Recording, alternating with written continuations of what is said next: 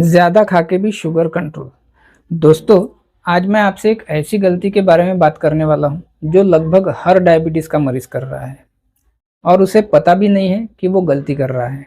अगर आपको डायबिटीज़ है और आपने ये सोच लिया है कि अब से मैं खाना कम कर दूँगा, रोटी कम कर दूँगा, चावल आधा कर दूँगा, तो मेरी शुगर जो है वो अपने आप कंट्रोल हो जाएगी, तो हो सकता है कि आप चीज़ों को अधूरा समझ रहे हैं। मैं रोज़ अपने क्लिनिक में ये देखता हूँ कि मरीज़ कहते हैं, डॉक्टर साहब पहले मैं 4 रोटी खाता था, अब 2 कर दी। पहले 1 प्लेट चावल खाता था, अब आधी कर दी। लेकिन शुगर फिर भी 180 से 200 आ रहा है। तो सवाल ये है कि जब आपने खाना कम कर दिया, तो शुगर क्यों नहीं कम हुई?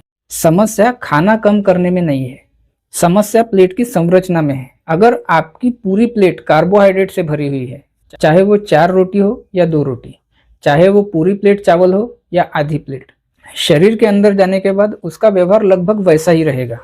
कार्बोहाइड्रेट जो है वो जल्दी पचते हैं, जल्दी ब्लड में ग्लूकोज बढ़ाते हैं और जल्दी इंसुलिन रिलीज करते हैं। शुरू में शुगर ऊपर जाती है, फिर कुछ घंटों बाद नीचे गिरती है और आपको फिर से भूख लगने लगती है।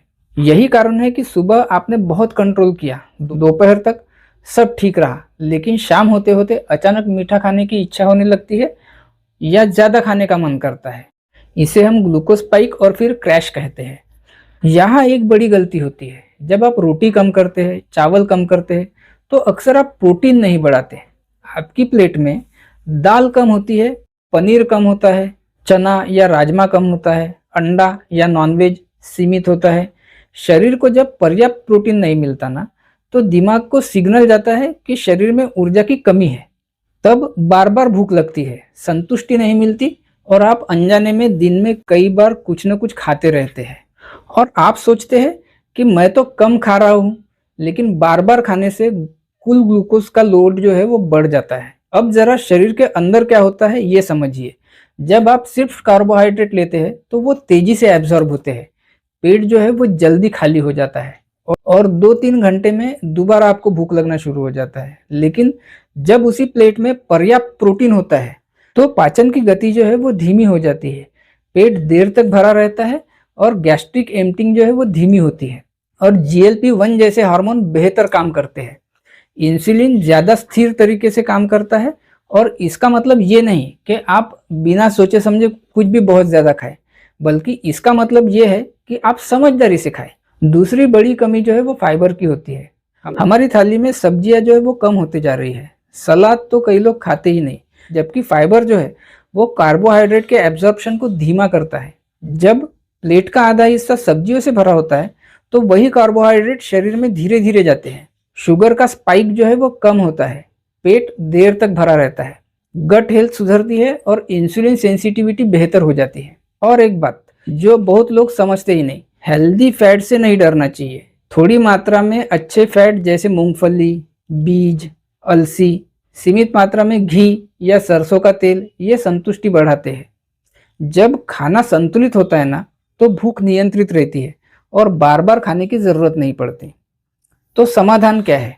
समाधान ये नहीं कि आप भूखे रहे, समाधान ये है कि आप अपनी प्लेट को संतुलित करें। कल्पना कीजिए कि आपकी थाली 4 हिस्सों में बटी हुई है, 1/4 हिस्सा कार्बोहाइड्रेट और यहाँ एक महत्वपूर्ण बात, या तो रोटी या तो चावल, दोनों एक साथ ज़्यादा मात्रा में नहीं। और ये हिस्सा पूरी प्लेट का लगभग 25% होना चाहिए, यानी 25%। आधी प्लेट सब्जियों से भरी होनी चाहिए, कच्ची या पकी हुई, हरी, पत्तेदार, मौसमी सब्जियां। बाकी का चौथाई हिस्सा जो है वो प्रोटीन से, जैसे दाल हो गया, चना, राजमा, सोया, पनीर, अंडा या नॉनवेज। अगर आपको ज्यादा खाना है तो कार्ब मत बढ़ाइए, कार्बोहाइड्रेट मत बढ़ाइए, यानी चावल या रोटी मत बढ़ाइए, बढ़ाइए सब्जियां और प्रोटीन बढ़ाइए।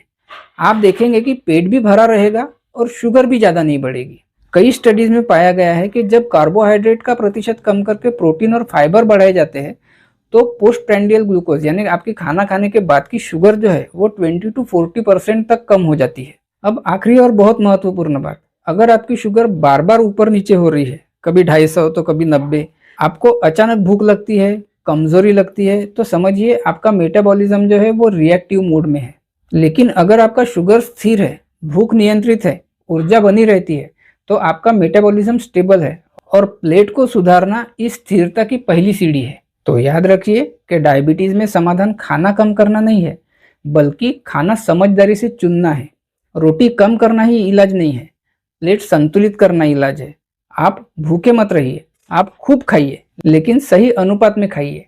जब आपकी थाली संतुलित होगी तो आपका मेटाबॉलिज्म संतुलित होगा और शुगर भी स्थिर रहेगी। धन्यवाद।